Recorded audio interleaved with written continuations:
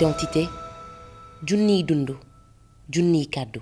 maa ngi tudd Sidi Bouya Mouhamadou Fadel Mbaye man sëñ Fallou Mbaye ma tuddee boppam sama baay mooy Abdou Aziz Mbaye moo miiree armeeru Touba Tijaan sama papa ñëpp xam nañ ko Cheikh Anta bind na ko si livre am man sëñ Fallou ma tuddee boppam sëñ Murtada moo ma tudd jumaa Touba leen ma farale sëñ Afe Ñang ba ma feral maamam Mati Ñang mooy sama bàjjenu maam sëñ Fallou sëñ Murtada Mbàkke moo ma tudd fii ñu feral ma si jumaa Touba sëñ Murtada Mbàkke boo ko tudd man nag mii taxaw ak yéen man ab gumba la du ma gis je suis habitant de la nuit éternelle je suis un non-voyant c'est selon appelez silmaxa comme vous voulez mais looloo nekk man guddi laay dund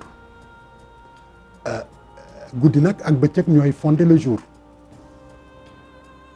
le temps s'alterne le temps est l'alternance du jour et de la nuit n'est-ce pas guddeeg bëccëg a fi am man nag waa guddi laa ñun waa guddi nag ñoo mën yéen waa bëccëg donte xamul leen ko ndaxte bëccëg vous avez des frontières fi ngeen di xool ni vous êtes dans un environnement fermé devant moi c'est l'infini xam nga yàlla bi mu dëxane création daf ko def si asamaan ak suuf kon nous sommes tous prisonniers de Dieu mais man je suis prisonnier de Dieu de l'espace dans l'espace mais en même temps je suis la totalité de l'espace am na benn boroom xam-xam boo doon wax ni lorsque vos yeux physiques s'estompent avec la tombée de la nuit c'est là où s'ouvrent les yeux de l'esprit et là vraiment nous voyons Platon si la bokk Hegel Aristote nag nee na moom loolu mënu nekk parce que débat bi mësam seddina mooy articuler entre le voir et le non voir moi je suis dans le non voir mais ban moo gën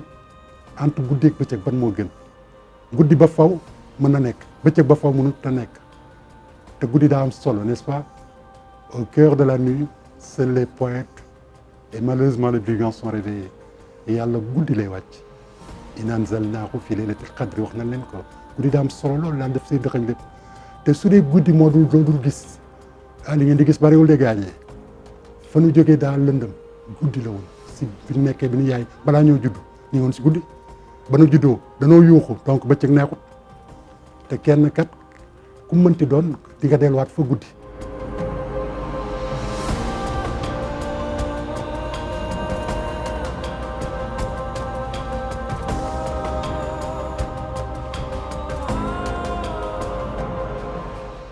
fii laa jàngi tubaab mën ko lool yàlla def ma si don am naa bac C pilote dem naa université ba yàlla dogal nag ba ma demee université 1900 ba ay années yi may sori trop si jàng naa am licence yooyu yàlla ñëw dogalam ma nangu ko lool si biir si ma doon kumba maanaam silmaxa dama mun njaboot nekk cité université PM sama bopp métti trop ma dem cité wax ko docteur yi ñi fa nekkoon interne lan je les comprends bi ma ñëwee présenté leen diagnostic ne leen bon may souffrir quoi ils me disaient que mais lan la je lui dis que mais écoutez moi je pense que j'ai fait une méningite parce que mosoon naa ko def 1975 léegi ils m'ont dit que non palu j'ai dit que c'est pas un palu j'ai fait un traitement ils m'ont retenu à la chambre 13 malheureusement bi timis di jot may xam nga wàccu méningite mi demee rek ma commencé mbëkk miir yi nekk dans le coma nodd geeg guddi gee ànd ma dem si guddi gi yóbbu nañ ma ñaari yoon hôpital le lendemain ñu yóbbu ma principal ñu ne kii bakken bi lañ naa mais yàlla moom bakkena donc ma def fukki fan ba ma fa génnee laa génn si coma bi j'avais perdu la vue mais j'avais gagné le combat pour la vie et depuis lors je suis non-voyant et le 11 octobre passé ça faisait 30 ans que je suis dans la nuit xam naa bi ma nekkee xale du ñàkk dafa woon benn brèche parce que après ba ma demee ñu defaat 2 ans après mu dalliwaat ni ñu jaaxle docteur bi ma doon seet gis am benn liquide buy génn sama bakken mooy le liquide céphalorachidien ça coulait par la narine gauche léegi donc gars yi jaaxle alors ils avaient dit bon on est disait que da ngay dee bon yàlla mooy rey mais en tout cas brèche bi fi mu fi te woon doy na waar léegi loolu moo tax ma dem France ba ma demee fondation Adolphe de Rothschild temps yi scanner bariwul woon Sénégal mi ngi doon soog a am ñu def ay résonance magnétique mi ngi doon soog a am France par la résonance magnétique ils ont identifié la brèche fii la affaire bi doon jaar si sous les 2 nerfs responsables de l'odorat et c'est ça qui m'a sauvé la vie c'était une grande victoire pour la médecine mais 26 ans après aujourd'hui c'est devenu étanche fi ñu ko tafoon mi ngi sotteekuwaat tox par tox qui fait que il faut dire que Sénégal gisuñu dara on a fait des scanners depuis quelque temps il faut envisager encore de retourner en France pour pouvoir fermer encore la brèche.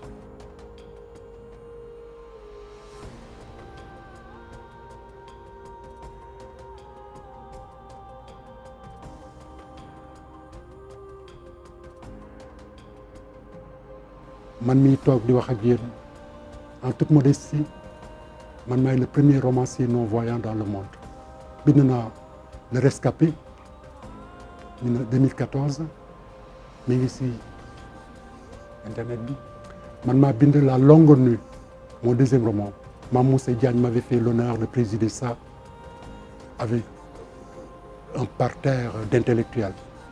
Là je suis en train d'écrire et je l'ai fini déjà c'est chez l'éditeur La Volupté Fatale. man damay xalaat depuis 30 ans tout acte est pensé yéen ñi am bët war ngeen sant yàlla soo tegee tànk da nga koy xalaat man tout est pensé je suis devenu la pensée je suis devenu la réflexion dépassé naa réflexion xalaat weesu naa ko j'ai beaucoup fait pour ce pays là Iba Der Thiam yàlla na ko yaa xaree jëna xam na si dara Mamoussé Diagne xam na si dara Macky laa lay wax Abdoulaye Wade xam na si dara Macky Sall mi Mahmoud Saleh ñoo ñëw xam nañ si dara Decroix xam na si dara maanaam borom xam-xam yi xam nañ si dara.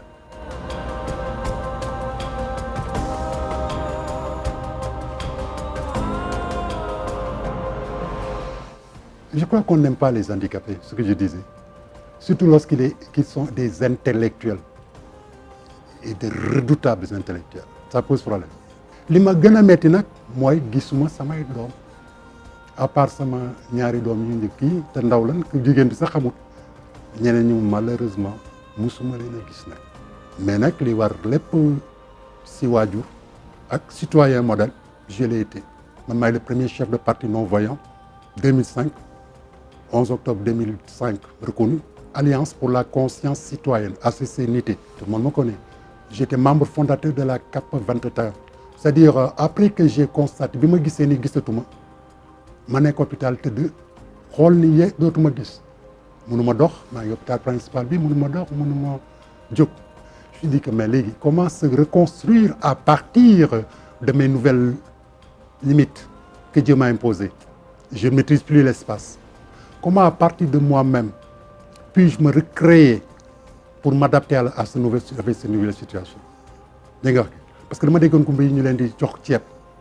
ñuy gërëm kool di leen ceeb ministre ba ñëw na je me suis dit que tiens ça c'est le quotidien des aveugles et des handicapés ils tendent la main ils veulent être assistés et leur cri c'est dans l'écho ça disparaît dans l'écho personne ne les entend je me suis investi dans la société civile j'ai été président coordonnateur de CIRDEF devant des voyants comité d'initiative de réflexion pour le développement de Fass là où je suis né j'étais coordonnateur porte-parole de l'UDECOGE avec le général Belali et autres, je me rappelle.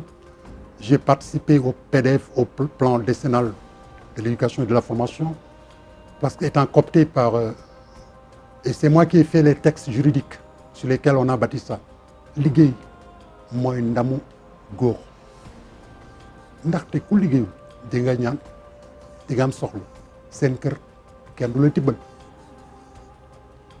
liggéey mooy xaritu nit ni ki naan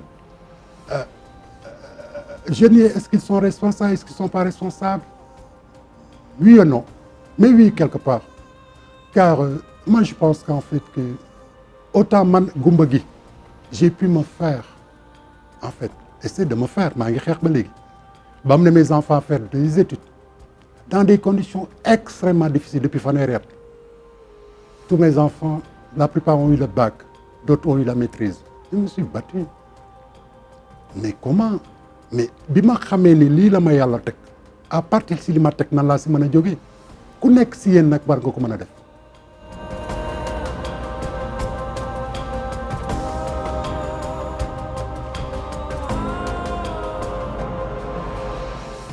Il faut reconstruire la rue, reconstruire la famille et c'est facile. Il suffit simplement d'y penser. C'est déjà pas mal, j'ai pas trop dit. Il y a trop de malheur, le monde souffre tant, n'est-ce pas? Je pense, Je pense qu'en fait que je vous plains, je m'appelle votre collègue là, Sada Khan. Dans son émission, il me disait, mais Sidi, c'est grave, vous faites l'apologie de la nuit. Je dis que la nuit est belle.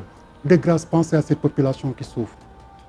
Nous autres qui sommes des intellectuels et qui ont continué à produire malgré la contingence, nous sommes des laissés pour compte.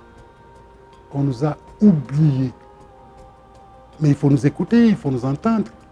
Parce que le point de vue des autres peut être très, très déterminant, je pense. Ce n'est pas pour de petites sinécures, non, c'est pas ça. Nous avons dépassé ça. Mais c'est pour l'intérêt simplement du Sénégal. Il y a un problème de communication. Tout le monde se décrète communicateur. Or, la communication, vous le savez, ça s'apprend à l'école, n'est-ce pas? La communication, c'est pas ça. D'où la mienne. Il faut reformater le Sénégalais. Il faut lui doter d'une nouvelle conscience citoyenne, président, à partir des valeurs fondamentales de notre civilisation. Fit, Diom, Moñ, Kersa, Teranga, Sutura. Femme solo. Bon, il y a une démission partout. Les marabouts ont quitté la natte. Le Sénégal nous appartient tous. Ça m'appartient. Moi, je suis le Sénégal. Moi, je suis le Sénégal, oui. Mais mes amis, la nuit est belle, le président. La nuit est très belle. Il ne faut pas regarder trop le jour là. Le jour, il y a des frontières. Et les frontières appellent le moi. Man. Ñun, Mam Solo. Le Sénégal nous appartient tous. Un peuple, un but, une foi. C'est de ça qu'il s'agit. C'est ça la véritable République. Identité, junniy dundu, junniy kàddu.